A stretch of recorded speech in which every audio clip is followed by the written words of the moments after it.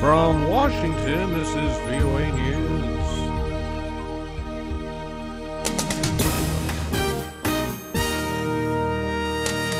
Sony to release satirical movie about North Korea despite threats. Experimental Ebola vaccine effective in clinical trials. I'm Ray Kouguell reporting from Washington. U.S.-based Sony Pictures reversed position on a controversial movie that inspired a hacking attack the United States says was carried out by North Korea. Sony says the interview, a movie parody about the assassination of North Korean leader Kim Jong Un, will open in a few theaters starting on December 25th. Sony announced last week it would not screen the comedy in theaters after its computers were hacked by unknown attackers who threatened more damage if the movie were released as scheduled. U.S. officials, meanwhile, are refusing to confirm or deny whether the United States caused North Korea's internet to shut down. North Korea regained internet access after going down for about an hour Tuesday, following a widespread outage that occurred Monday, just days after the United States vowed to respond to a cyber attack on Sony Pictures, blamed on Pyongyang, which North Korea denies. 2 experimental Ebola vaccines and one against the related Marburg virus have proven to be safe and effective in generating an immune response against the deadly infections. The findings are from the first vaccine trial against the microbes known as filoviruses in Africa.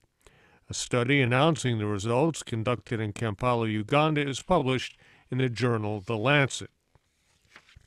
UN Libyan envoy Bernardino Leon says rival factions vying for power in Libya have agreed in principle to hold a new round of peace talks next month. He told the 15-member Security Council that the long-delayed talks are set for January 5th and will focus on a ceasefire, a national unity government, and a new constitution. This is VOA News. The UN Refugee Agency says hundreds of Muslims in the Central African Republic, threatened by mainly Christian militias, must be urgently relocated to safer areas. Lisa Schlein reports. The UNHCR says 474 Muslims from the Pearl ethnic minority have been trapped for months in the town of Yaloke, living in deplorable conditions. It says the besieged group is living in a state of fear, confined to an overcrowded site for internally displaced people. The assessment team found severe malnourishment, malaria, and tuberculosis. UNHCR spokesman Adrian Edwards tells VOA the situation needs quick action. We don't think it's tenable anymore, and for this reason we think it's important that people are brought to safer places. Edwards says the Muslims spent several months on the run, hiding in the bush at night. He says many lost family members and friends. Lisa Schlein for VOA News, Geneva. Ukraine took a further step towards seeking NATO membership Tuesday when the country's parliament overwhelmingly passed a law abolishing Kiev's neutral non-aligned status. Ukrainian Foreign Minister Pavlo Klimkin says it moves the country closer to NATO and opens new mechanisms and new forms of realization of Ukraine's goals of effective internal policy. Russian Foreign Minister Sergei Lavrov called the law counterproductive. Russian Prime Minister Dmitry Medvedev says the country would plunge into a deep recession if the government abandoned its spending plans. Speaking in Moscow, Mr. Medvedev said the government will stay focused on its strategic aims and social spending to avoid the likelihood of sliding into recession. Russia's economy is greatly affected by the steep oil price drop and is widely predicted to fall into recession next year.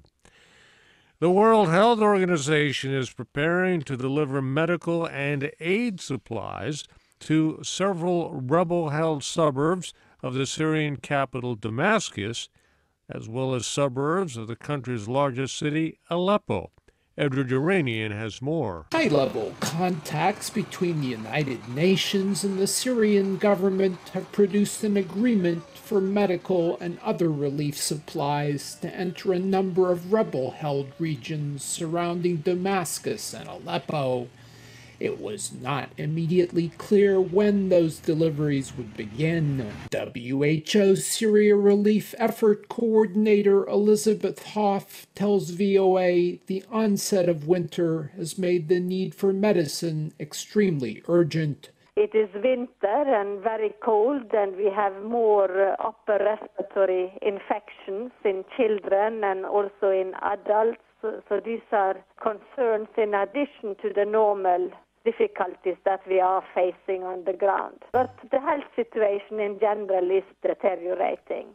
Edward Uranian for VOA News, Cairo. I'm Ray Kouguell in Washington. That's the latest world news from VOA.